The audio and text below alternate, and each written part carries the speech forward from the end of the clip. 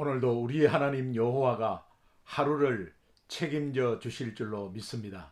오늘 삶 가운데 복음의 능력이 하나님의 능력으로 나타나는 귀한 하루 되시기를 주님의 이름으로 축원합니다. 홍정길 목사님이 쓰신 복음이 나를 결정한다 라는 책에서 이런 말이 있습니다.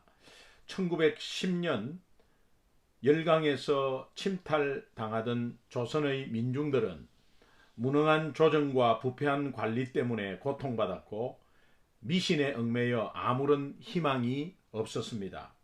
그런데 마포 삼열 목사님은 그런 조선을 보면서도 이 나라가 언젠가는 복음을 통해 영적 강국이 될 것이라고 말한 것입니다. 그리고 100년 뒤 복음의 능력이 지금의 대한민국을 만들었습니다. 복음을 듣고 깨닫는 것도 중요합니다. 그러나 더 중요한 것은 복음의 능력이 나타나는 현장에서 주인공이 되는 것입니다. 초대교회 성도의 70%는 노예 신분이었습니다.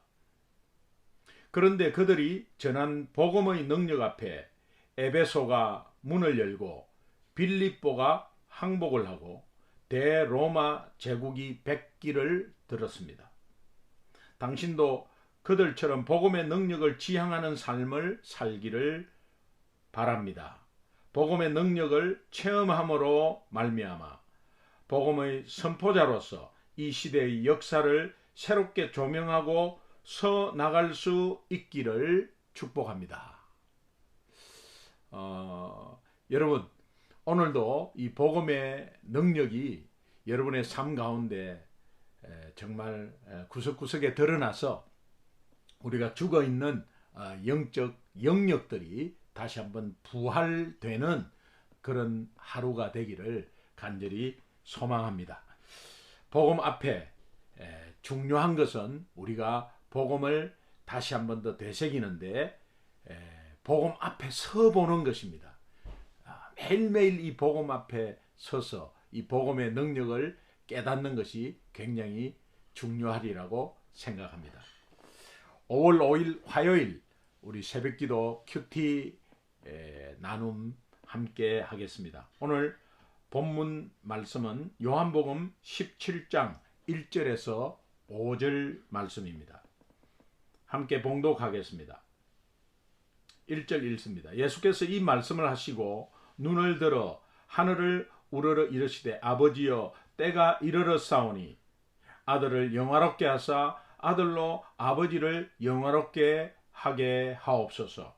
아버지께서 아들에게 주신 모든 사람에게 영생을 주게 하시려고 만민을 다스리는 권세를 아들에게 주셨음이로소이다. 영생은 곧 유일하신 참 하나님과 그가 보내신 자 예수 그리스도를 아는 것이니이다. 아버지께서 내게 하라고 주신 일을 내가 이루어 아버지를 이 세상에서 영화롭게 하였사오니 아버지여 창세전에 내가 아버지와 함께 가졌던 영화로서 지금도 아버지와 함께 나를 영화롭게 하옵소서. 아멘. 잠시 기도하겠습니다. 하나님 아버지 감사합니다. 오늘 본문 말씀을 통해서 성령께서 깨닫게 해주시고 또 하나님과 예수 그리스도를 더욱더 알아가는 저희들 되게 하여 주옵소서. 오늘도 이 말씀에 순종하여 실천할 때에 하나님의 능력이 나타나고 복음의 능력이 나타나서 하나님을 영화롭게 하며 예수 그리스도를 영화롭게 하는 귀한 하루 말씀 되게 하여 주시옵소서. 감사하며 예수님의 이름으로 간절히 기도합니다. 아멘. 1절 한번 보겠습니다. 예수께서 이 말씀을 하시고, 이 말씀이 예수님의 마지막 고별 설교 내용인데 앞에 쭉 나왔습니다. 그런데 요한복음 16장 33절이 어떤 결론적인 핵심인데, 이것을 너희에게 이르는 것은 너희로 내 안에서 평안을 누리게 하려 함이라. 세상에서는 너희가 환난을 당하나 담대하라. 내가 세상을 이기었노라. 이 말씀을 결론적으로 하시고 눈을 들어 하늘을 우러러 이르시되 아버지여 라고 기도를 시작합니다. 요한복음 17장은 전체는 예수님의 대제사장적 기도라고 보통 말하고 있습니다. 그래서 앞에서 이제 기도를 시작하면서 아버지여 라고 하나님께 기도를 시작합니다. 이 아버지여라는 이 기도를 시작하는 것은 하나님과 친밀한 관계에서 드리는 기도라는 것을 우리가 알 수 있습니다. 하나님 이렇게 하지 않고 아버지여, 때가 이르렀사오니 이 때, 계속 예수님은 때가 아직 이르지 않았다 요한복음에서는 계속 말하지만 이제 때가 이르렀사오니, 이 때는 호라라는 원어라 했습니다. 이 호라는 오직 예수님의 때를 가르치는 유일한 단어인데, 이 호라라는 것이 결국은 하나님과 예수님이 서로를 영화롭게 하는 때, 결국 십자가에 달리는 때를 말합니다. 십자가에 달리는 때만 호라라는 단어를 사용합니다. 이 때가 이르렀사오니 아들을 영화롭게 하사 아들로 아버지를 영화롭게 하게 하옵소서. 이 자신을 영화롭게 해달라는 이 예수님의 기도는 십자가를 기꺼이 지시겠다는 결단의 기도입니다. 결국은 이것을 통해서 또 예수님의 그 순종, 이 십자가를 기꺼이 지겠다는 그런 결단과 순종을 통해서 하나님을 영화롭게 한다는 것입니다. 이것은 곧 또 예수 믿는 우리가 하나님의 말씀에 순종하면 곧 하나님을 영화롭게 하는 일이다라는 것을 연결시킬 수가 있는 말씀 구절입니다. 2절에 아버지께서 아들에게 주신 모든 사람에게 영생을 주게 하시려고 만민을 다스리는 권세를 아들에게 주셨음 이로소이다. 이 만민을 다스리는 권세를 예수님께 주셨다.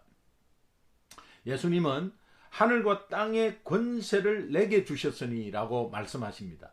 그러면서 너희는 가서 모든 족속으로 제자를 삼아 아버지와 아들과 성령의 이름으로 침례를 주고 라는 것을 말씀하시는데, 그때 하늘과 땅의 권세를 내게 주셨으니 너희는 가라 라고 말씀합니다. 그러면서 하늘과 땅의 권세는 예수님이 받았는데 왜 제자들 보고 가라 그러냐? 마지막에 볼지어다 내가 세상 끝날까지 너희와 함께 하겠다라고 말씀하십니다. 그러니까 하늘과 땅의 권세 지니신 분이 제자들과 함께 함으로 그 제자들의 복음 사역에 함께 역사하겠다. 오늘 우리에게 주신 말씀입니다. 마찬가지로 여기에서 아버지께서 아들에게 주신 만민을 다스리는 권세, 이 하늘과 땅의 권세죠. 아버지 하나님이 아들에게 예수 그리스도에게 주셨다. 이 의미는 결국은 하나님의 권세죠. 하나님의 권세가 예수 그리스도에게로 왔다. 결국은 하나님과 예수 그리스도는 하나다는 겁니다. 자, 이 권세 지니신 분이 우리와 함께 있을 때 이것은 엄청난 관계 속에서 이루어지는 역사입니다. 하나님께서 예수 그리스도에게 만민을 다스리는 권세를 주신 이유가 무엇이겠습니까? 그것은 모든 사람에게 영생을 주기 위함입니다. 이 권세를 예수님께 주셨다고 말씀합니다. 그리고 3절에 영생은 구원을 말합니다. 영생은 곧 유일하신 참 하나님과 그가 보내신 자 예수 그리스도를 아는 것이다. 이 아는 것은 믿음과 동일합니다. 그런데 여기에서 알다는 표현은 오히려 굉장히 그 인격체 간의 깊은 관계를 의미합니다. 인격적이고 관계적인 측면에서 또 하나 연합을 이룬다는 의미에서 서로를 안다라는 뜻으로 말씀하신 겁니다.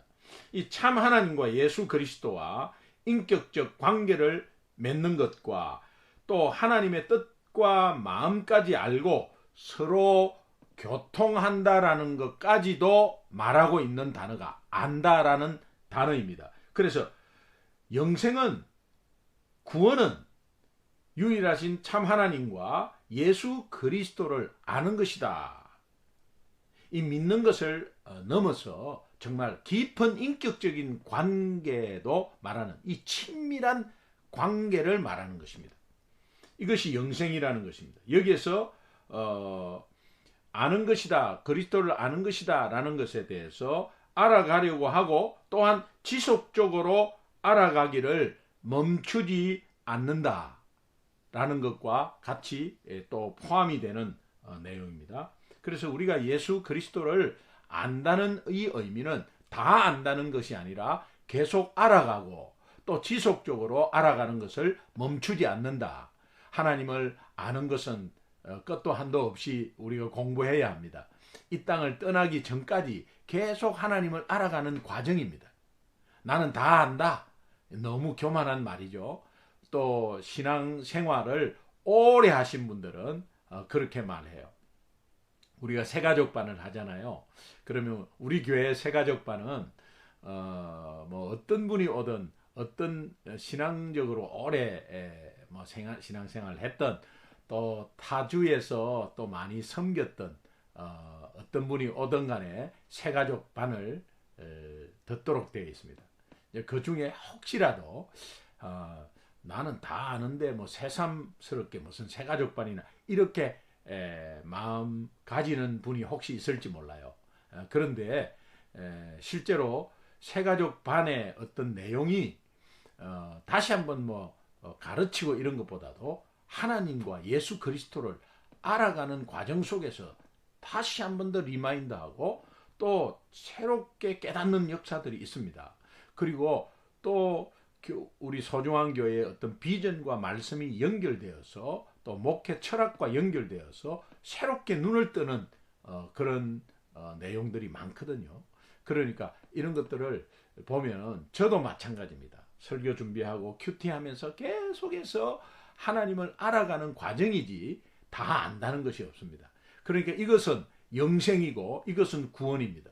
특별히 믿는다, 예수를 믿는다, 이런 포괄적인 의미보다도 더 깊숙이 들어가서 하나님과 예수 그리스도의 그 깊은 인격적인 관계, 친밀한 관계를 계속해서 관계를 맺는, 더 예수님을 더 알고 하나님을 더 알아가는 이런 것들이 깊은 관계를 형성하게 되는 것입니다. 그 말씀을 하는 것입니다. 그 다음에 4절 5절이 같은 것인데, 4절에서 아버지께서 내게 하라고 주신 일을 내가 이루어 아버지를 이 세상에서 영화롭게 하였사오니, 이미 하나님을 영화롭게 했다는 것입니다. 그것은 내게 하라고 주신 일, 그 중에서 십자가 사건도 있죠. 그러나 아직까지 십자가 사건은 있지 않은 때입니다. 그 전입니다. 근데 내게 하라고 주신 일을 영화롭게 내가 했다는 이야기는 지금까지 공생의 기간 동안에 예수님이 하신 내용을 말합니다. 그래서 계속해서 십자가를 향해서 계속해서 걸어온 길들을 말하고, 또 그 앞에 하나님을 영화를 나타내는 기적 표적을 말합니다. 그것을 이미 영화롭게 하였사오니, 5절에 아버지여 창세전에 내가 아버지와 함께 가졌던 영화로서 지금도 아버지와 함께 나를 영화롭게 하옵소서. 이 말은 이제 십자가를 지시는 일까지도 이제 그것도 영화롭게 하옵소서 하는 십자가에 지시는 일을 말합니다. 그러니까 이것은 앞에 1절에 영화롭게 하사 하는 1절의 내용하고 조금은 차이가 나는데, 1절의 기도는 바로 눈앞에 닥친 십자가와 관련해서 구한 기도를 말하고요. 근데 4절 5절에서는 이제까지 예수님의 사역 전부와 관련해서 구한 기도를 말합니다. 그래서 예수님은 하나님이 행하시라고 명한 일을 모두 이루었다고 4절에 고백하고, 그 다음에 5절에는 아직 한 가지 일이 있는데, 그게 십자가에 지는 일이 있는데 그것까지도 나를 영화롭게 아버지와 나를 영화롭게 하옵소서, 이렇게 말씀하고 있습니다. 여러분 오늘 이 말씀을 우리가 보면서 이 결단과 적용을 한번 해보시면 좋겠습니다. 오늘 하루도 하나님을 영화롭게 하는 삶을 위해서 여러분 한번 기도해 보시면 좋겠습니다. 하나님 아버지, 오늘 하루를 하나님께 또 예수님께 영화롭게 하는 하루를 살고 싶습니다. 하나님을 영화롭게 하는 삶 때문에 오는 어떤 어려움과 고난도 있을 것입니다. 그러나 그 고난이 하나님을 영화롭게 한다면 결국은 그 고난은 우리에게 큰 유익과 축복이 될 것입니다. 그렇다면 하나님과 예수 그리스도를 영화롭게 하는 하루는 어떻게 살아야 할까요? 오늘 예수님이 계속해서 이렇게 보면 순종하시는 것을 볼 수 있습니다.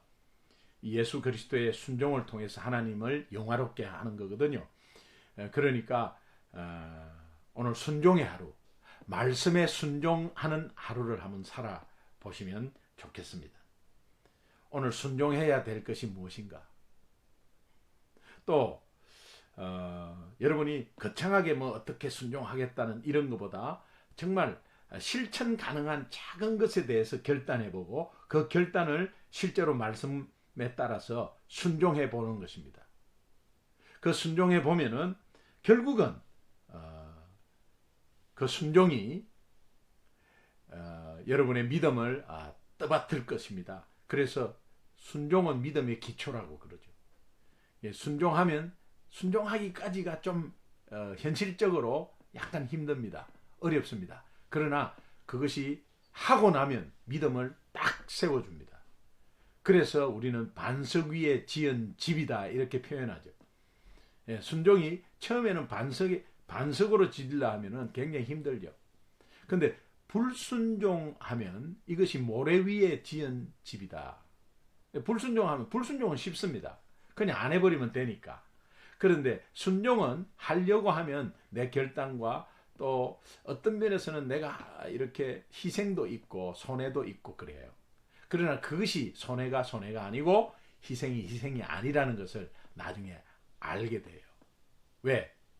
풍파가 치고 인생의 어떤 폭풍이 몰아치고 할 때는 든든하게 견디는 것은 그게 순종이 기초가 되었기 때문에 믿음으로 탁 견디는 거거든요.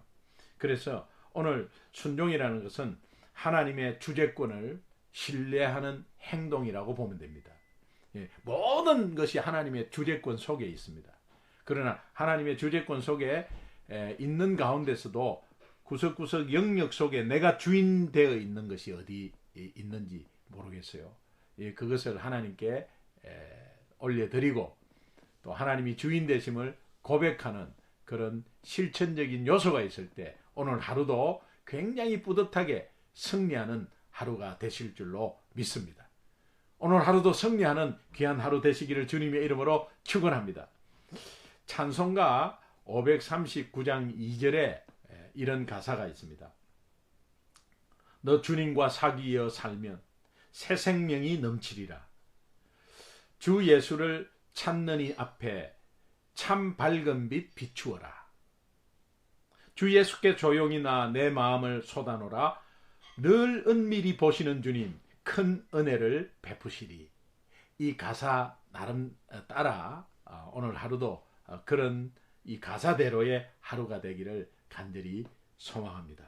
너 주님과 사귀어 살면 새 생명이 넘치리라. 주 예수를 찾는 이 앞에 참 밝은 빛 비추어라. 주 예수께 조용히 나가 내 마음을 쏟아놓으라.